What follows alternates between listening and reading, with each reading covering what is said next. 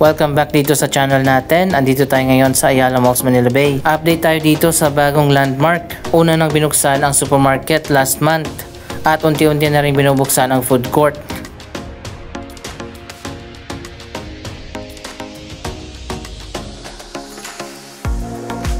Ngayon naman nabalitaan natin na nagkaroon na ng soft opening ang isang floor ng Landmark Department Store.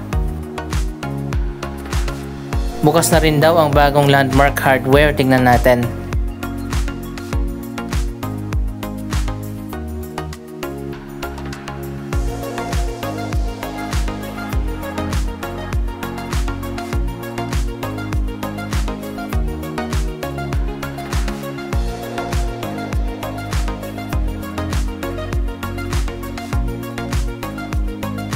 Ang lawak ng driveway dito.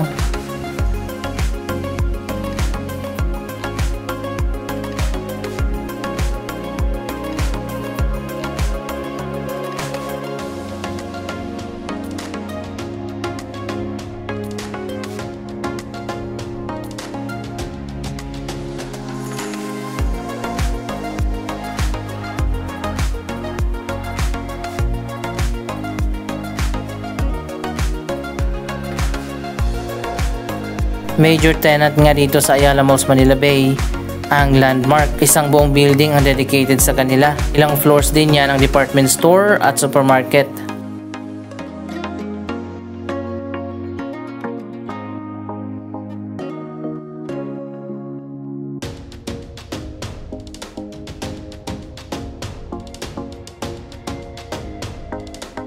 Andito sa lower ground floor ang supermarket at food court.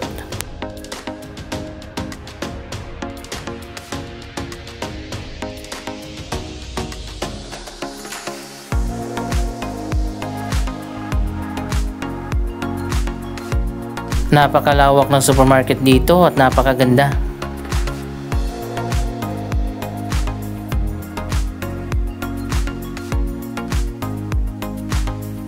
Mapapansin naman natin napakaraming cashier.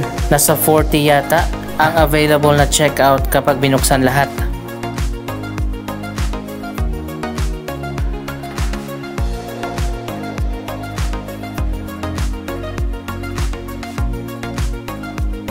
Hindi na tayo mag-explore dyan sa loob ng supermarket. Pinakita ko na yan sa inyo sa mga previous vlog natin. Panoorin nyo na lang. Ang pupuntahan natin ang bagong hardware dito sa dulo.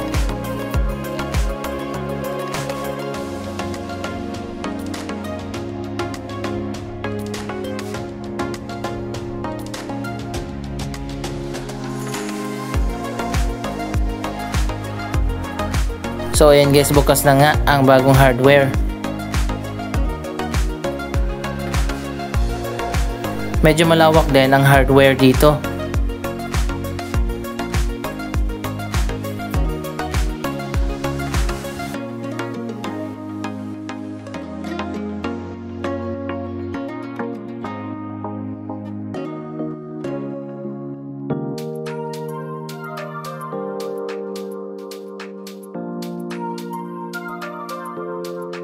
Halos kompleto din naman lahat ng mga hinahanap nyo sa isang hardware ay makikita natin dito.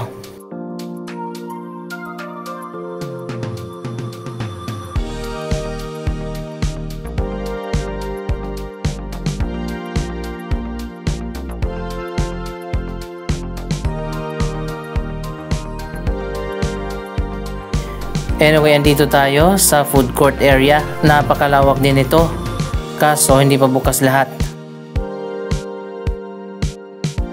Napakaganda rin ang restroom area nila.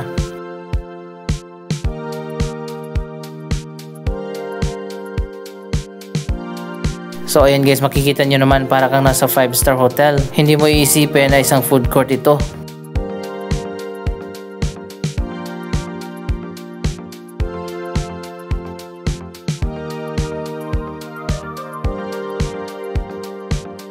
Nilevel up nga ng Landmark ang food court experience dito sa Ayala Malls, Manila Bay. Dito sa gitna, marami ng mga food outlets ang nagbukas. Familiar pa rin naman sa atin yung mga food outlets dito, pero mas pinaganda yung pwesto nila.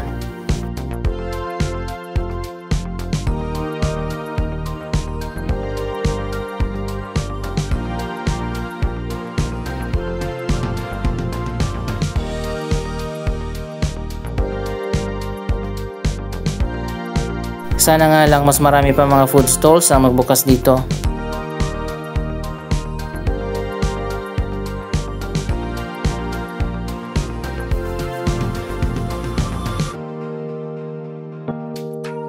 Napakalawak nito guys, so tingnan nyo.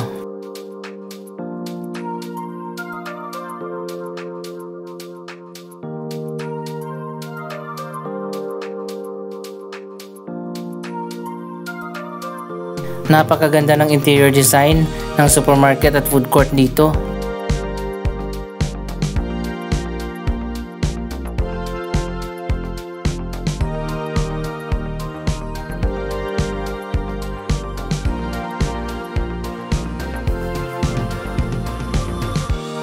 So ayan, nandito na nga tayo sa taas.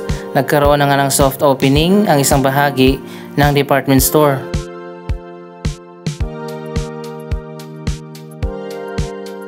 Marami na tayong mabibili dito na iba't ibang mga products.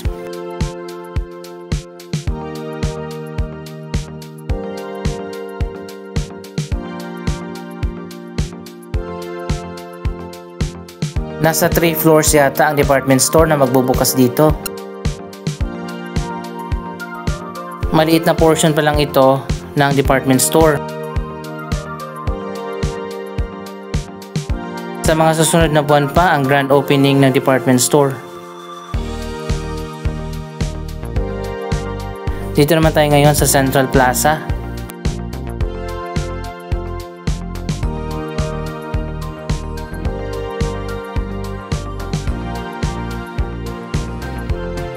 May mga food outlets din dito at sa wakas na abutan din natin na bukas ang fountain.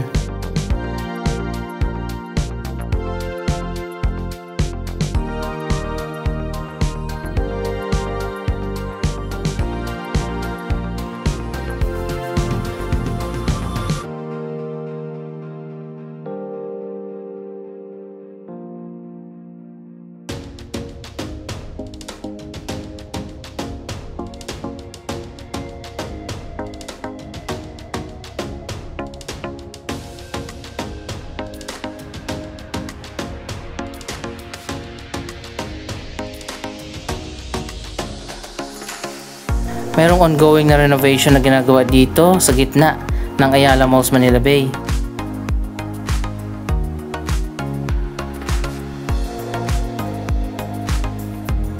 Ano kaya yan, malalaman natin sa mga susunod na buwan.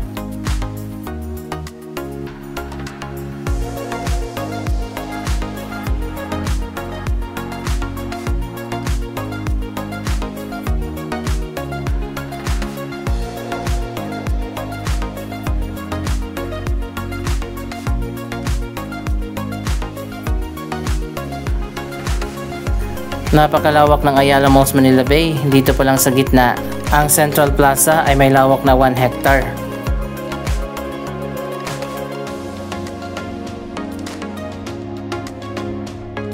Nahati pa nga ito sa dalawa at mayroon pang street dito sa gitna.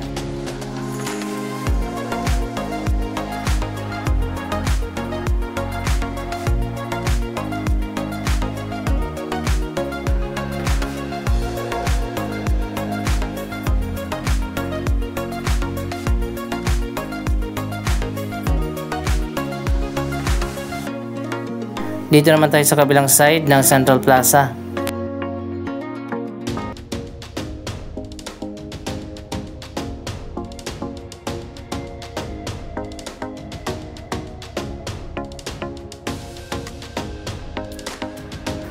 Mas malawak din yung park dito.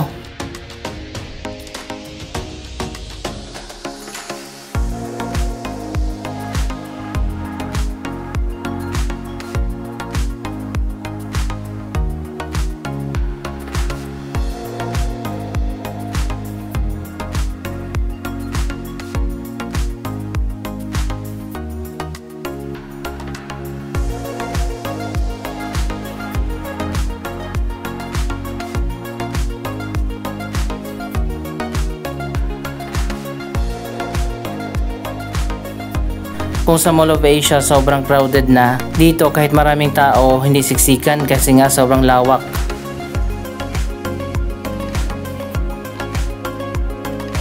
Akit tayo sa taas, tingnan natin ang Sun Garden.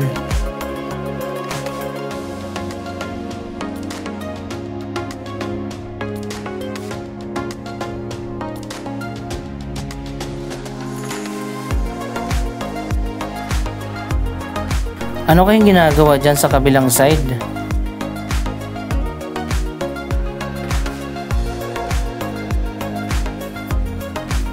So ayun guys, kailangan pa nating umikot dahil ang elevator ay nandito sa kabilang side.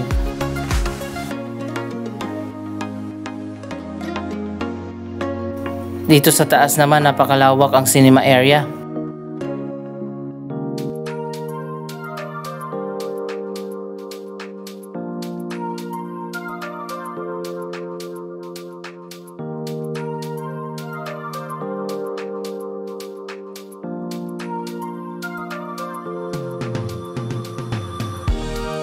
At nandito sa gitna ang ticket booth.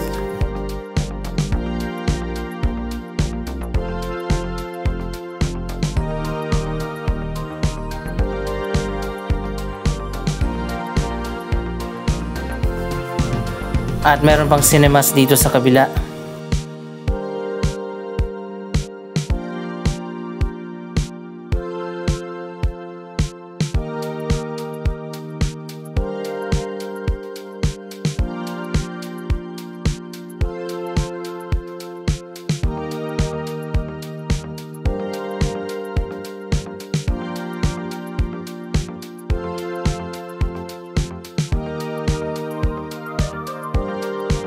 Andito na tayo sa Sun Garden.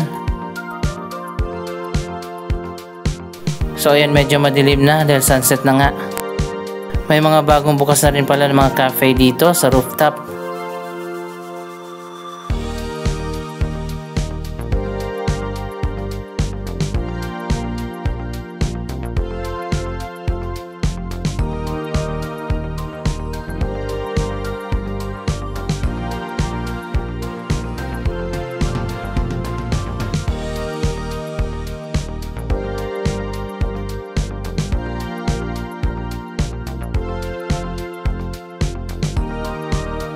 Grabe, ang lawak talaga ng Ayala Malls Manila Bay.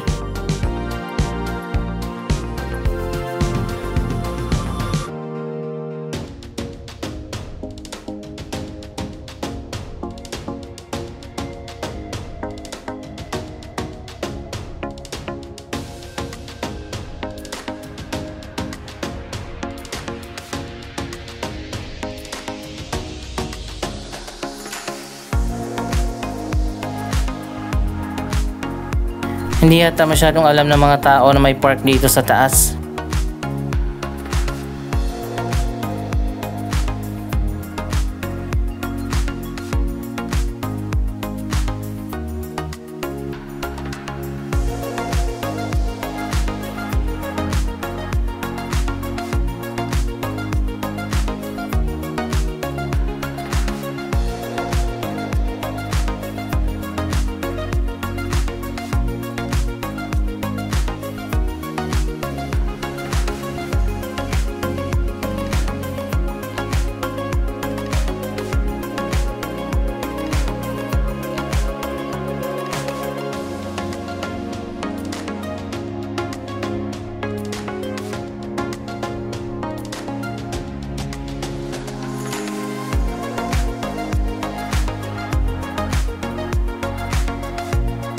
Hanggang dito pala sa third floor ang department store.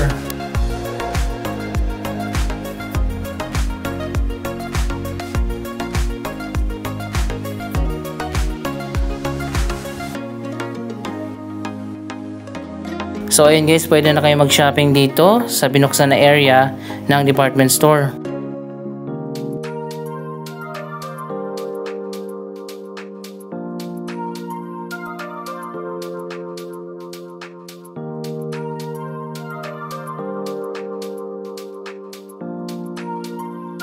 Anong masasabi nyo sa progress ng pinakamalaking Ayala Mall dito sa Metro Manila? Mag-comment lamang dyan sa baba ng inyong mga reaksyon.